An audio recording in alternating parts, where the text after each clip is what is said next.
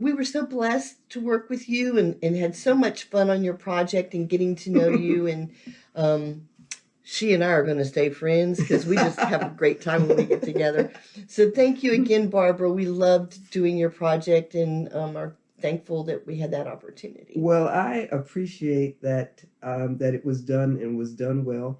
Can I share one other thing? Sure. Okay, someone who had a home project done by one of the guys that she came across at either one of the local stores where we can go and do it yourself things. Uh-huh. Okay, so one of the things that a lot of times do it yourself guys are there and they can tell you they know how to do this, they know how to do that, and they will offer to do things for you and help you save some money.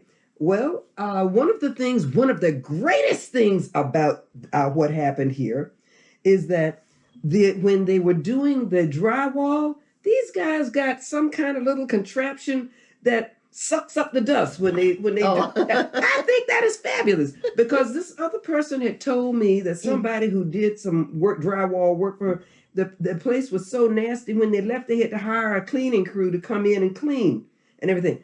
And so as I was going through my project, she says, "Where did they leave dust all over everything?" I said, "No. Everything was covered adequately, but I was fascinated with that little dustbuster drywall sucker thing." I know, isn't it awesome? That was awesome. And I told her, I said, "No," I said, "this is going great." I said, and I told her what they were using, and she says, "Well, the guy that did," I said, "Yeah, because you did it on the cheap."